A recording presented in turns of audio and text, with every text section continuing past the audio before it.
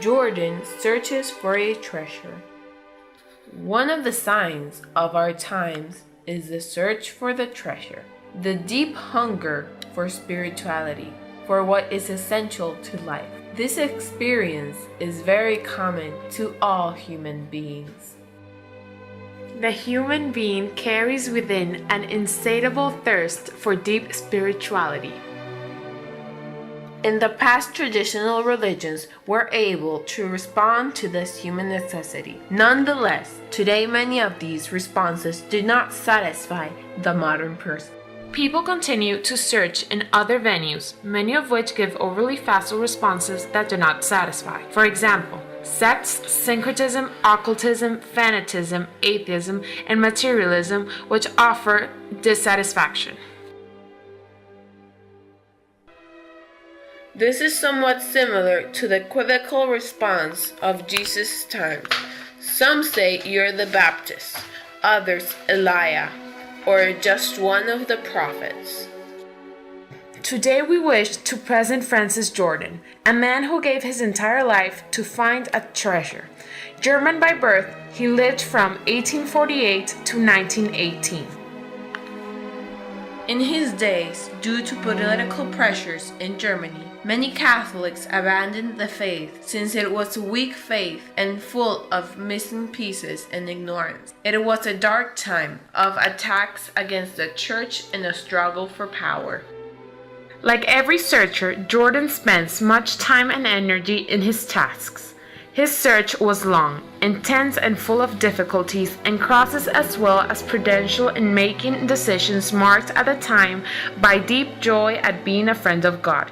He uses apt tools for his purpose: prayer, closeness to God, trust in providence, and constant discernment. As we know, the Bible was his handbook, especially inside his heart and mind. Though an expert in numbers, modern and ancient languages, we can't say that his modern tongue was the Bible. He does not waver in the face of difficulties, rather he trusts in God and he commends all to him in prayer. Some of his notes show this in those difficult times. A soul that loves prayer will be able to overcome trials, crosses, difficulties, and even the entire world if necessary. Another. Do not get discouraged in terms of your task. Although you may enter difficulties and persecution, suspicions, insults, laughter, and all types of sufferings, live only in close union with God, and contemplate frequently the example of the saints. Trust in God and give glory only to Him. You have deserved even greater persecution. And finally, difficulties.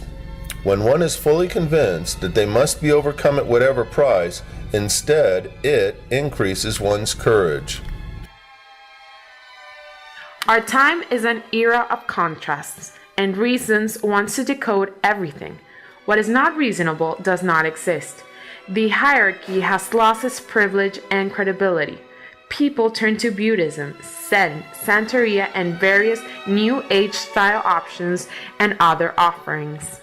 Nowadays, new crises emerge every day that can be seen in the economy, but they do not sink their deepest roots in the changes of value or the lack of theory. Nowadays, a society marked by individualism, consumerism, and technology is fostered. Everything happens quickly, and we live continuously bombarded by images and new sensations. We want immediate results. Perhaps we have found beautiful coffers, and we have remained with the outside, without being interested in what might be inside of them. Through Jeremiah's mouth, God accuses his people that have constructed cracked cisterns that do not retain water. In the Sermon on the Mount, Christ says, "For where your treasure is, there also will your heart be." Where is our treasure? Certainly, we could affirm that we are searchers. What do we spend our time and our lives on? There are treasures that, when found, are worthwhile sacrificing all in order to get them.